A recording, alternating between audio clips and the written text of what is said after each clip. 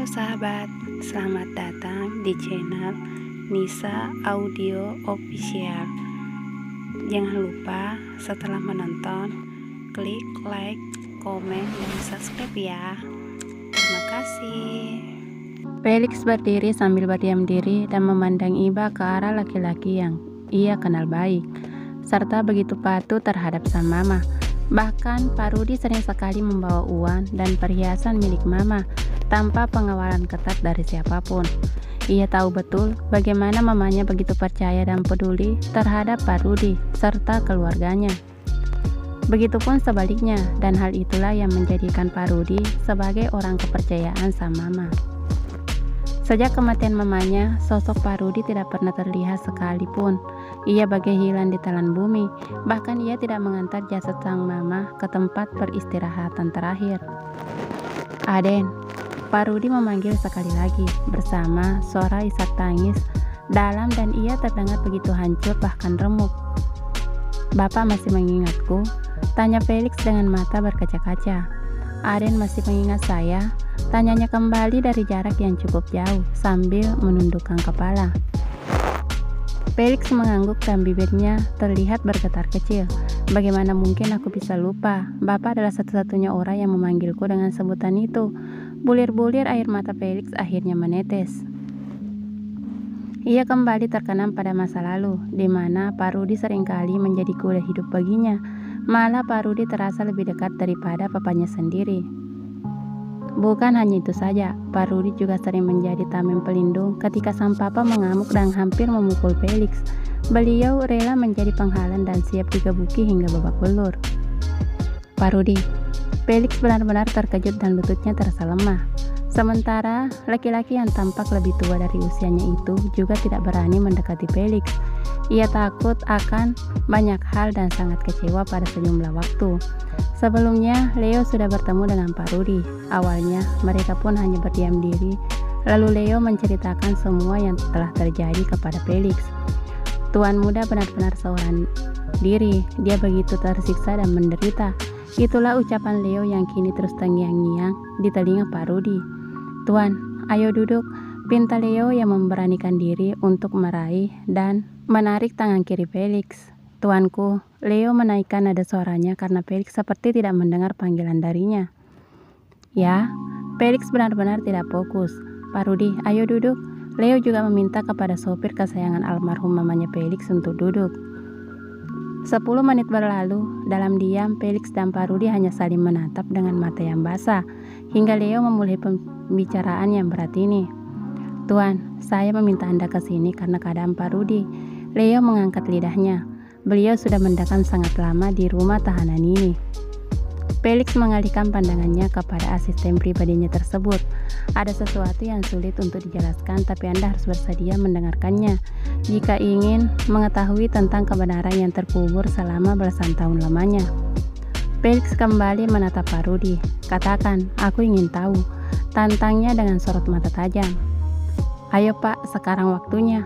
Leo memberi semangat dan ia bersikap seakan sangat percaya dengan kebenaran yang Pak Rudi katakan sejak pertemuan mereka.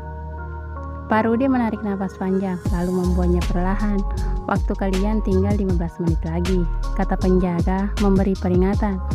Saya akan mengatakan apa yang saya tahu karena semua ini sia-sia, kata Pak Rudi penuh sesal. Dia tidak menepati janjinya. Siapa? Tanya Felix semakin penasaran. Aden, tragedi yang merenggut nyawa mama Anda bukanlah murni kecelakaan, ujar Pak Rudi tegas. Seketika petir seakan menyambar, angin topan berlari bersama gemuruh, hujan bagian langsa tubuh kokoh itu dengan hujaman berjuta anak panah beracun. Mata Felix terbuka lebar dan tampak getaran kuat secara cepat pada pupil matanya yang berwarna hitam kecoklatan. Bayangan sang mama tergeletak bersimbah darah pun kembali menghantui seorang Felix Vincent. Saya adalah saksi mata kejadian itu, sambung Pak Rudi karena menyadari bahwa Felix terpukul berat. Saya sudah berusaha untuk mencegahnya terjadi, tetapi nyonya tidak percaya. Pak Rudi menangis hebat bersama getaran tubuh kian kuat. Sesaat setelah kejadian itu, saya dibawa, diasingkan dan diancam. Awalnya saya menolak dan melawan, tetapi mereka memasung saya lebih dari 1 bulan. Kedua tangan Pak Rudi semakin bergetar hebat. Tapi bukan itu bagian tersakitnya, Aden, sambungnya dalam ratapan penuh iba. Katakan hingga tuntas, Pak, pinta Leo yang sepertinya sudah tahu banyak. Mereka mengancam akan membunuh anak dan istri saya, makanya dengan terpaksa saya mengikuti rencana mereka. Rencana? Tanya Felix. Mengakui kejahatan yang tidak pernah saya lakukan agar kasus besar itu ditutup. Sejak tragedi itu saya berada di tempat ini dan menebus kesalahan orang lain. Lalu, di mana istri dan anak Bapak? Tanya Felix yang ingin meyakini bahwa Luna adalah putri Pak Rudi. Sekarang, saya tidak tahu di mana putri saya berada. Dia sudah menculik dan membawa Luna pergi, hanya untuk memenjarakan saya seumur hidup di tempat ini. Napas Felix terasa berat dan sesak. Pak Rudi menyebut nama Luna dengan begitu jelas, seolah ia sudah terbiasa memanggilnya dengan penuh kasih sayang. Hari itu, 2 tahun yang lalu, Luna datang dan meminta agar berkata jujur pada pihak yang berwajib.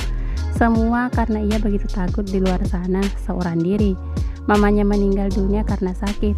Sejak saat itu, Luna merasa diawasi setiap detiknya. Tidak ada tempat bagi putri saya untuk pergi. Jika ada yang tidak percaya, kalian bisa bertanya kepada penjaga di rumah tahanan ini. Entah berapa kali Luna memohon agar diizinkan menginap di kantor polisi ini. Pak Rudi semakin emosional. Hingga waktu itu tiba, Luna tidak pernah muncul untuk menjenguk saya. Tak lama kepala tempat putri saya bekerja datang mempertanyakan keberadaan Luna. Sejak saat itu Luna menghilang. Saya sudah melaporkan kejadian itu, tapi tidak ada yang bersedia mendengarkan seorang penjahat yang tinggal belasan tahun di dalam penjara. Sekarang saya tidak bisa lagi menyimpan dan memendam semua ini, Aden. Pak Rudi menangis hebat hingga tersedak dan batuk. Lalu dari mulutnya keluar darah bungkal berwarna hitam. Pak Rudi. Felix langsung berdiri dan memeluk tubuh tua yang berbau uban tersebut. Aden, maafkan saya, pintanya dalam ratap. Siapa dia?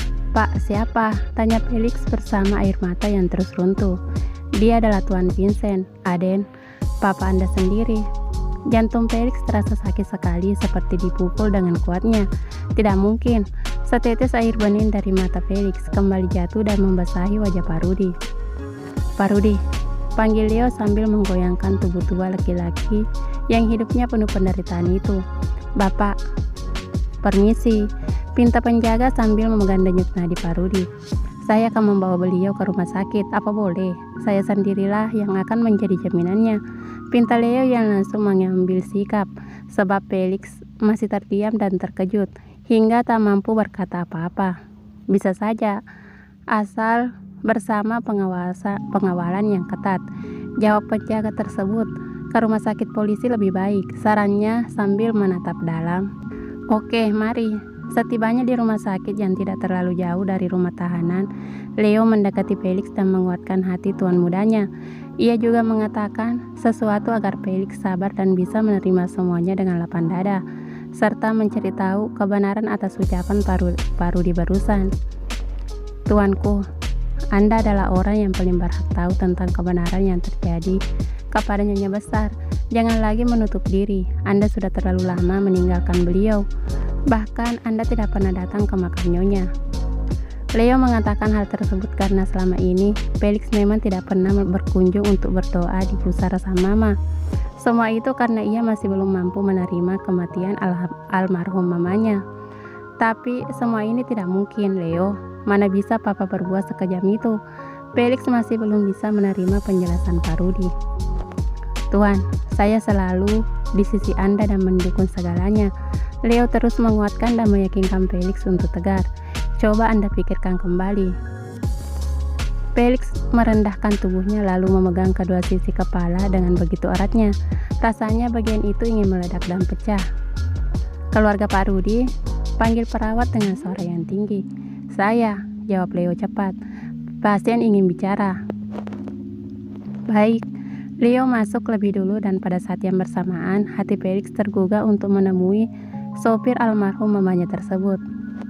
Aden, Pak Rudi kembali memanggil ketika melihat Felix berada di sisi pintu. Felix merasa kasihan dan memutuskan untuk mendekati laki-laki bayi tersebut. "Tenanglah Pak, tolong cari putri saya Den, selamatkan Luna, fotonya ada di dalam saku celana saya," sambung Pak Rudi penuh permohonan. "Saya yakin apa yang terjadi kepadanya ada sangkut pautnya dengan Tuan Vincent." Leo merogoh semua kantong celana Pak Rudi, lalu ia menemukan selembar kertas foto yang memperlihatkan wajah Pak Rudi dan Luna sedang berfoto bersama.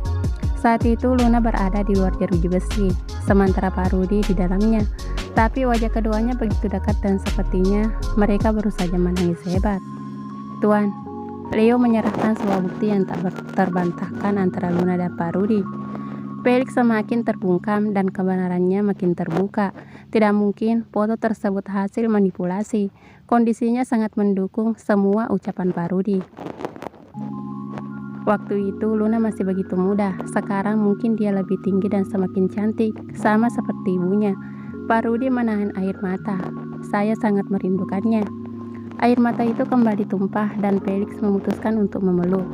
"Ada yang ingin aku katakan Pak?" "Silahkan Den, marah saja, saya terima."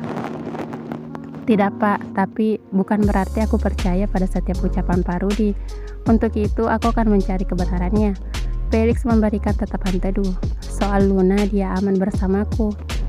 Pak Rudi mengangkat kepalanya dengan mata terbelalak. Ia tidak percaya dengan apa yang dia dengar. "Aden, apa saya tidak salah dengar?" Felix menggeleng. "Tidak." Lalu ia mengeluarkan ponsel mewah miliknya dan memperlihatkan beberapa foto Luna bersama dirinya. Gadis itu tengah tersenyum dan wajahnya tampak bahagia, apalagi di bagian akhir. Felix tampak mencium pipi Luna sambil memasang wajah ceria. Ini? Iya Pak, ini Luna Anda. Dia cantik sekali, putriku," ratapnya sambil meraih ponsel milik Felix dan memeluknya. "Luna, kenapa dia tidak pernah menjenguk saya? Dia tidak seperti putri saya yang lama." "Jangan salah sangka Pak, sesuatu yang buruk terjadi kepadanya. Luna, dia kehilangan memori dan lupa akan segalanya." "Ya Allah, apa yang terjadi kepadanya?" Pak Rudi semakin tersesat dan Felix dapat merasakan penderitaannya. "Aku akan mengurus dan menuntaskan segalanya. Aku janji." Felix kembali mendekap orang yang dulu begitu rajin memeluk dan menggendong dirinya. Bersambung.